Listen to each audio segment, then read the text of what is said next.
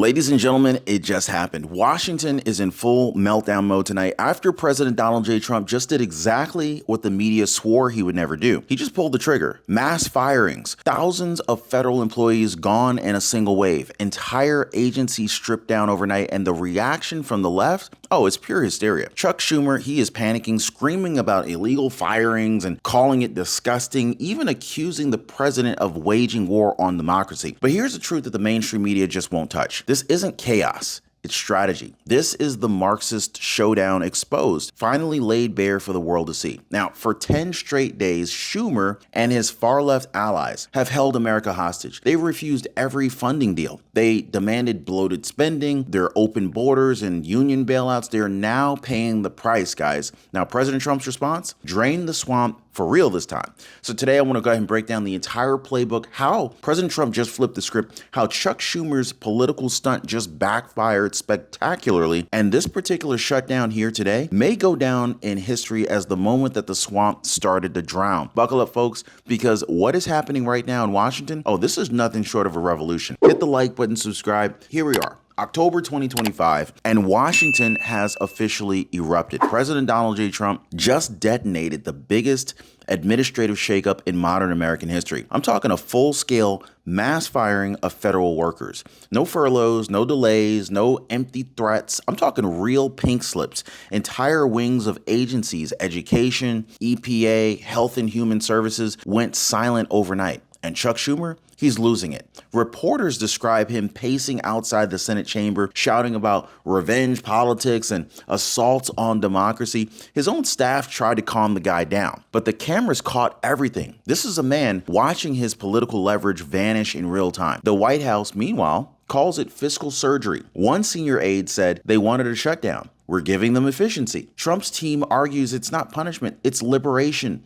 Liberation from decades of taxpayer abuse and bureaucratic waste. So that's when conservative media dropped the label that's now setting the internet on fire, the Marxist shutdown. Okay, so the idea that Chuck Schumer and the far left engineered this crisis to protect their power base, public sector unions, progressive nonprofits, and the alphabet agencies that survive only by spending other people's money. Meanwhile, within hours, guys, hashtag Marxist Shutdown shot to the top of X, Truth Social, and Rumble, all of it. Hashtag Marxist Shutdown was just trending everywhere. So Americans are split down the middle. One side furious over job losses, but the other side is cheering the long-promised drain the swamp finally going operational. And make no mistake, this isn't random. This is a calculated strike. Trump's message today is clear. If you hold the country hostage, I'll start cutting the hostages free, one agency at a time. By Monday morning, the impact was absolutely undeniable. I mean, whole divisions inside the Department of Education, the EPA, and Health and Human Services, they'd been cleared out. I mean, you could practically hear the echo in the hallways. The Office of Management and Budget confirmed the layoffs were a part of the president's new Make America Efficient Again initiative. This is an executive move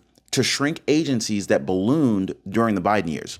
So, at education, programs tied to DEI mandates and gender curriculum grants, they were the first to go. At the EPA, climate compliance offices that duplicated state functions were slashed. And at HHS, redundant pandemic-era task forces, they were dissolved overnight, within 24 hours. I mean, supporters called it a reset. Democrats called it a constitutional crisis. Either way, guys, President Trump had finally done it. He used the shutdown as a scalpel instead of a sledgehammer. Then came the explosion. During a Capitol Hill press conference, Chuck Schumer, he stepped up to the podium looking visibly shaken. The man was shaking. You could look clearly at his hands. He pointed his finger at the cameras and called Trump's firings disgusting, cruel, and dictatorial.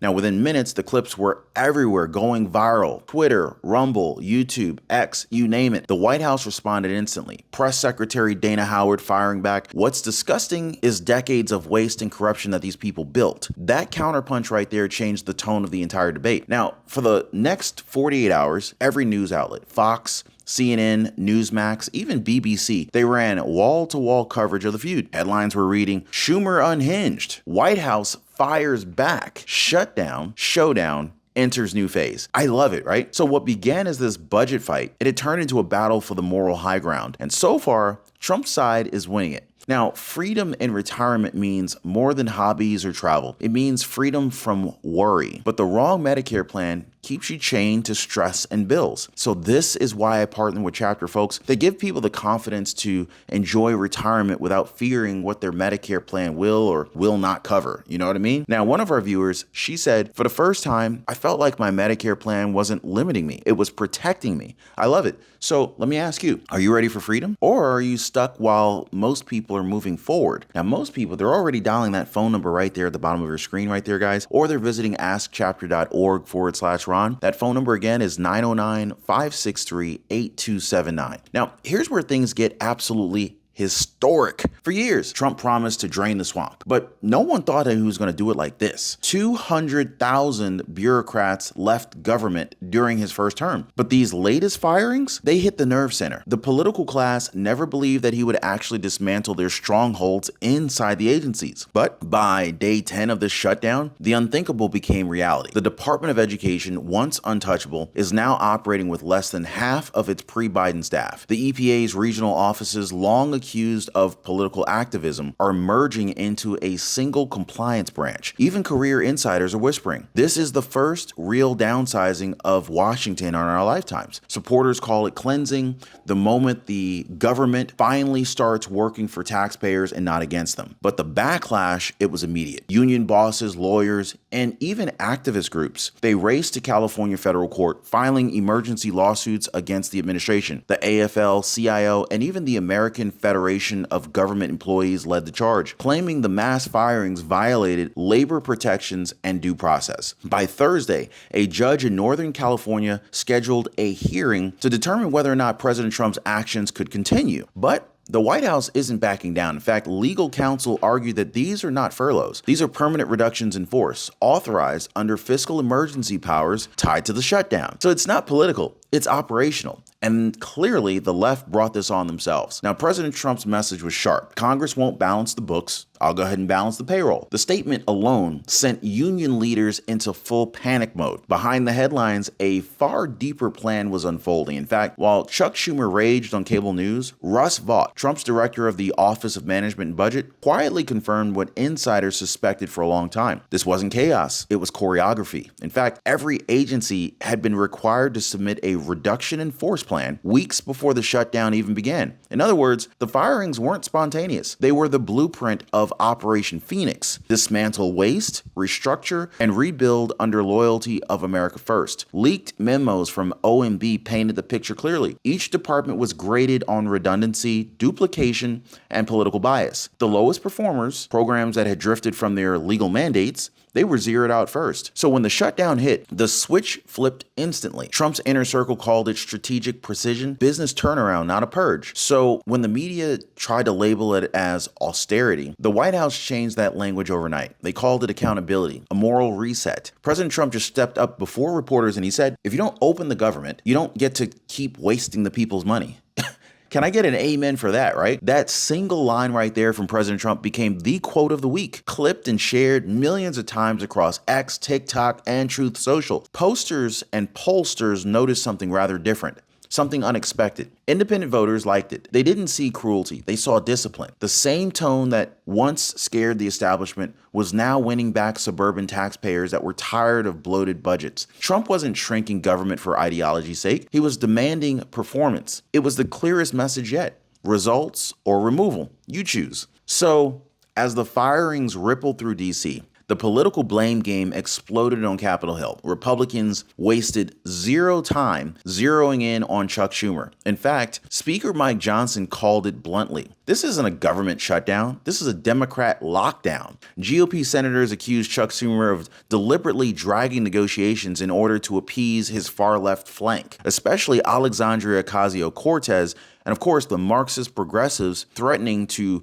primary moderate Democrats next year. Now, conservative headlines hammered the same point. Schumer shut down to save socialism. That's all it was. Schumer shut down to save socialism, and it stuck. Leaked texts from Democrat aides revealed that the party was divided. Centrists wanted compromise, but Chuck Schumer, he was terrified of looking weak to the radical base. Now, behind closed doors, it was pure panic. Meanwhile, the media completely imploded. Schumer's now infamous disgusting and dictatorial comment dominated every panel for days. CNN called Trump cruel, MSNBC labeled him dangerous, but over at Fox News, Greg Gutfeld, he was joking around. He was saying, if draining the swamp is disgusting, then America's finally cleaning house. That clip went viral instantly. Even the left-leaning journalists had to admit President Trump's actions, they were technically legal under the shutdown statutes. He didn't break the law, he outsmarted it. By midweek, opinion shows were split between outrage and reluctant admiration. Was Trump a tyrant? Or was he just the first leader with the guts to enforce fiscal reality? So every time the media shouted dictator, Trump's approval among independents climbed. It was textbook Trump. Bait the outrage, dominate the coverage, and walk away controlling the story. So by the second weekend of the shutdown, the cracks inside the Democratic Party, they were undeniable. Reports leaked that moderate Democrats from Ohio, Pennsylvania, and Arizona, they were considering crossing party lines to end the standoff. Some were even holding quiet talks with GOP leadership, begging for a clean funding bill just to stop the political bleeding. Behind closed doors, Chuck Schumer's leadership team, they were in complete turmoil. Several senators reportedly warned him that this no-compromise strategy was political suicide. Internal pollings from his own caucus showed voters blaming Democrats for stalled paychecks, delayed benefits, and airport chaos. And as the shutdown stretched past 10 days, whispers started circulating. Chuck Schumer's job might be on the line.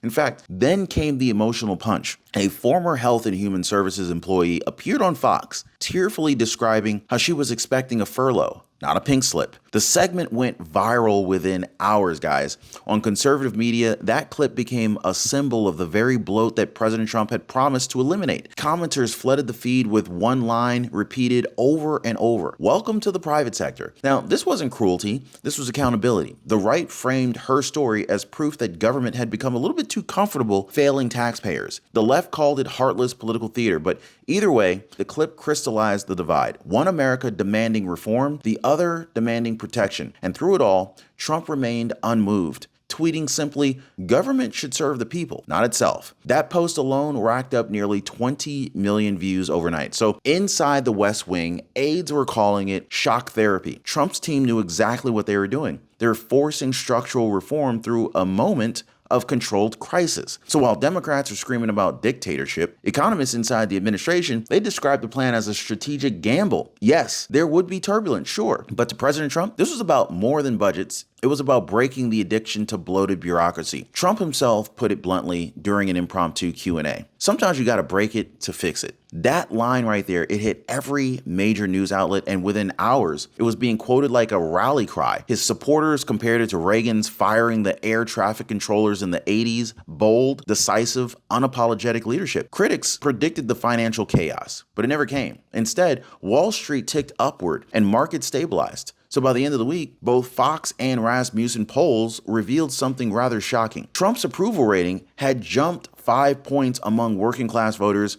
and 3 points among independents. Even traditionally blue-collar Democrats were starting to say, well, at least he's doing something. So the phrase Schumer's shutdown, it replaced government shutdown in headline after headline. The political headwinds had turned, and the public blame fell squarely on the Democrats. Flights delayed, Schumer's fault. Paychecks paused, Schumer's fault. The entire messaging war flipped overnight, and for the first time since the showdown began, the White House was smiling. President Trump didn't just survive the storm, he owned it. Every outrage headline became another brick in the narrative that he was finally cleaning out Washington's rot. So by Friday evening, the tension in Washington hit a boiling point. Cameras rolled as Chuck Schumer stepped up to the podium, his voice shaky, his face pale under the bright lights. The press expected fire, but what they got was something closer to defeat. He dodged questions about new negotiations, snapped at a reporter who mentioned union lawsuits, and stumbled through a statement about protecting democracy. The clip went viral instantly, not because of what he said, but because of what he didn't say. For the first time, the Senate Majority Leader looked powerless. Even mainstream journalists admitted it. A Politico headline quietly read, "Schumer's cornered. Conservative networks are less subtle. You did this, Chuck." That phrase became the meme of the day, plastered across every social feed from Truth Social to Telegram. Meanwhile, The White House doubled down. Trump teased what he called phase 2 of the government reset, a series of deeper audits targeting non-essential spending across multiple departments. We've only just begun. That's what he told a crowd cheering outside of the Southern lawn.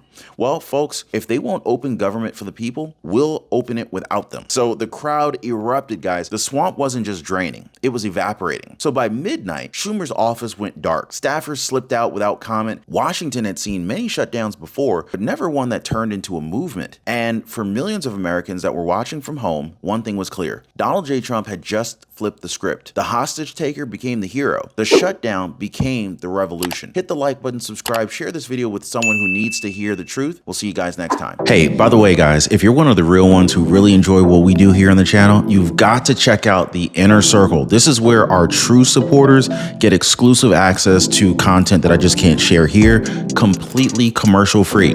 It's also the best way to keep this channel going strong. So if you want to be a part of something special, join us over there. Links in the description or in the pinned comment down below.